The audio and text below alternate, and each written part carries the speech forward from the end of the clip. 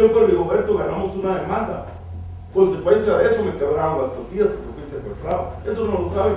No saben todo el sacrificio que ha costado para nosotros como organización sindical luchar por nuestros derechos. Nunca nos han regalado nada de nada, nunca hemos tenido prebendas de que nos den todo de regalado. Nos ha costado lucha, sacrificio, dolor y lágrimas. Y son derechos y beneficios por los que hemos luchado y seguiremos luchando. Y esté yo o no esté yo, siempre van a haber trabajadores luchando por sus derechos. Luego de una serie de reuniones entre dependencias y discusión de los artículos contemplados en el Pacto Colectivo y Condiciones de Trabajo, los trabajadores municipales junto al jefe edil y una comisión específica se anunció el aumento para quienes laboran para la jefatura edil.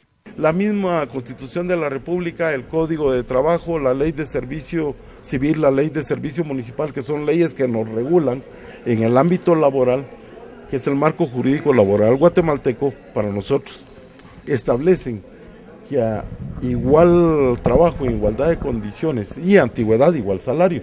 Y aquí existe mucha desigualdad salarial. Dentro de ello, pues el mismo señor alcalde lo manifestó, lo que es la EMAX, donde la recepcionista de planta telefónica tiene 4.500, si no estoy mal, y la de aquí apenas va por 3.000 quetzales.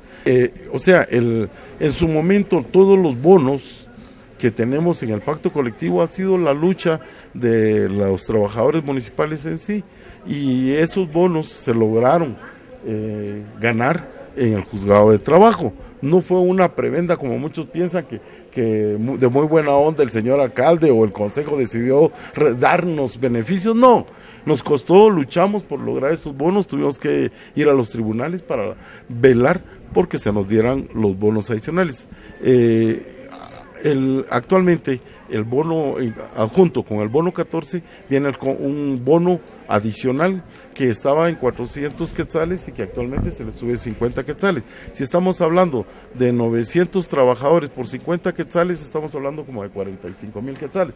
Ahora quedaron 3 artículos pendientes, los que serán trasladados a un tribunal. No obstante, el aumento fue aprobado y representa más gastos a la comuna. Respecto a este tema, consultamos a la concejal Soledad López, quien integra la Junta Financiera de la municipalidad.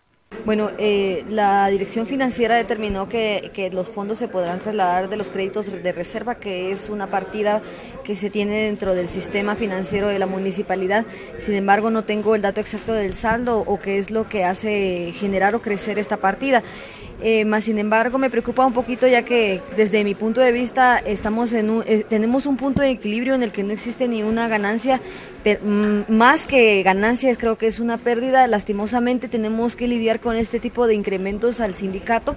Es una pugna a la que tenemos entre los diferentes criterios del Consejo Municipal juntamente con lo del sindicato. El sindicato, claro está, ellos lo único que buscan es favorecerse a sí mismos, pero no consideran la situación económica por la que la municipalidad está pagando, así que aprovecho para hacer un llamado a la población de Quetzaltenango que se tome la mano en la conciencia en pagar sus cuentas atrasadas, ya que la municipalidad pues necesita pagar sus obligaciones, y en este caso al adquirir esta obligación con el sindicato es necesario que la municipalidad haga ese aumento que el sindicato está solicitando. Luis Hernández y Saúl de León, Primera Línea.